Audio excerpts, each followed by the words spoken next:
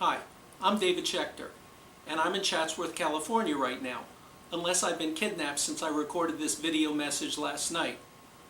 I'm sorry I couldn't make it to Louisville in person, but I'm under strict court orders not to leave the state for any reason. And also because of that, I've had to prepare this statement in advance. As many people have told me how lovely Louisville is and what an incredible show Wonderfest is, I hope I'll get to attend your amazing event sometime soon. I was very fortunate to have been asked by author Tom Weaver to write a few music chapters for him for his book, The Creature Chronicles, which tied for the Book of the Year in the 13th Annual Rondo Hatton Classic Horror Awards. My Monstrous Movie Music CD company had re-recorded a lot of that score in 1998, and I was friends with a number of the composers who wrote the music for Creature from the Black Lagoon. So when Tom approached me with the chance to contribute to his book, I told him that only 17 people who've ever seen the picture care about the music. Tom steadfastly disagreed with me, stating that he only thought there were about half that many. But to his credit, he didn't want to let those 8 or 9 people down, so I went ahead and wrote those music chapters. Maybe 1 or 2 of you made it to Wonderfest and are watching me right now.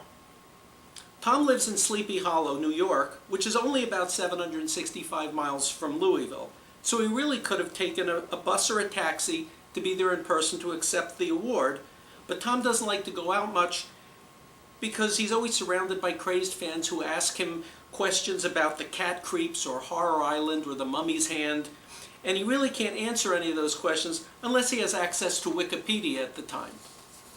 The other credited writer on the Creature Chronicles is Steve Kronenberg, who penned the excellent summaries of each of the 3 Gilman movies. Steve lives in Florida, so he's about 1,100 miles from Louisville, so he had a better excuse not to make the long trip than Tom did. Nobody I know has actually seen Steve in person, so we aren't even sure if he's a real human being. For all we know, he could merely be a pseudonym for Tom Weaver, who writes under many pen names, especially in the romance novel field. But whoever wrote Steve's chapters, perhaps Steve himself, he did a fabulous job. All 3 of us wanted to thank David Colton and everyone who voted for us on the Classic Horror Film Board, because it really means a lot to us. I also have to mention some other people who contributed to this excellent book and made it the singular production that it is. Julie Adams wrote the superb introduction to the Creature Chronicles, and Riku Browning really aided Tom in his research.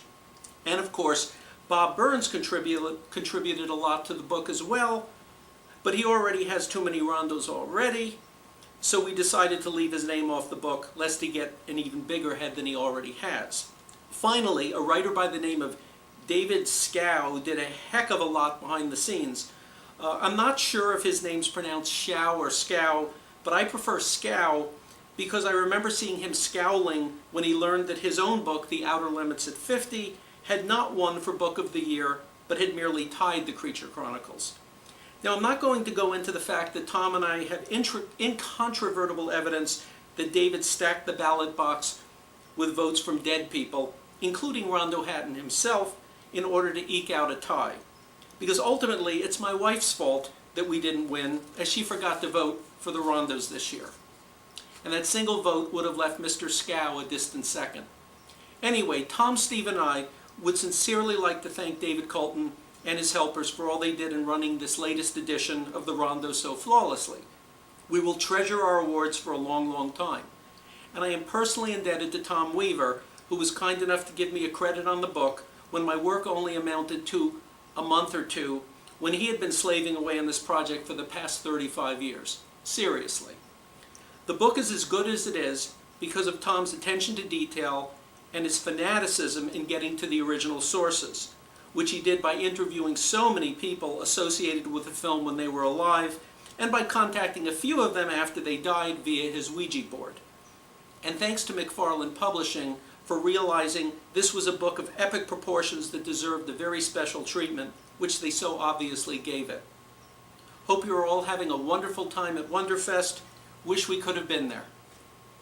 Bye from Chatsworth.